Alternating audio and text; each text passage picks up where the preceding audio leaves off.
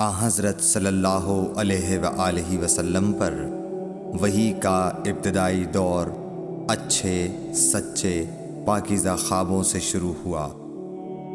آپ خواب میں جو کچھ دیکھتے وہ صبح کی روشنی کی طرح صحیح اور سچا ثابت ہوتا۔ پھر من جانب قدرت آپ تنہائی پسند ہو گئے اور آپ نے غار حرا میں خلوت نشینی اختیار فرمائی اور کئی دن اور رات وہاں مسلسل عبادت اور یاد الہی و ذکر میں مشغول رہنے لگے۔ جب تک گھر آنے کو دل نہ چاہتا توشہ ہمراہ لیے ہوئے وہاں رہتے۔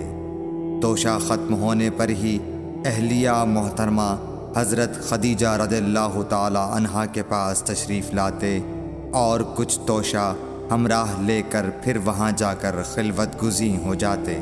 یہی طریقہ جاری رہا یہاں تک کہ آپ پر حق منکشف ہو گیا اور آپ غار حرا ہی میں قیام پذیر تھے کہ اچانک حضرت جبرائیل علیہ السلام آپ کے پاس حاضر ہوئے اور کہنے لگے کہ اے محمد پڑھو۔ آپ فرماتے ہیں کہ میں نے کہا کہ میں پڑھنا نہیں جانتا۔ آپ صلی اللہ علیہ وسلم فرماتے ہیں کہ فرشتے نے مجھے پکڑ کر اتنے زور سے بھینچا کہ میری طاقت جواب دے گئی۔ پھر مجھے چھوڑ کر کہا پڑھو۔ میں نے پھر وہی جواب دیا کہ میں پڑھا ہوا نہیں ہوں۔ اس فرشتے نے مجھ کو نہایت ہی زور سے بھینچا کہ مجھ کو سخت تکلیف محسوس ہوئی۔ پھر اس نے کہا کہ پڑھ۔ میں نے کہا میں پڑھا ہوا نہیں ہوں۔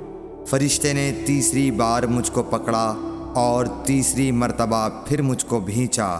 پھر مجھے چھوڑ دیا اور کہنے لگا کہ پڑھو اپنے رب کے نام کی مدد سے جس نے پیدا کیا اور انسان کو خون کی پھٹکی سے بنایا۔ پڑھو اور آپ کا رب بہت ہی مہربانیاں کرنے والا ہے۔ بس یہی آیتیں آپ حضرت جبرائیل علیہ السلام سے سن کر اس حال میں غار حرا سے واپس ہوئے کہ آپ کا دل اس انوکھے واقعے سے کانپ رہا تھا۔ آپ حضرت خدیجہ کے ہاں تشریف لائے اور فرمایا کہ مجھے کمبل اوڑھا دو، مجھے کمبل اوڑھا دو۔ لوگوں نے آپ کو کمبل اوڑھا دیا۔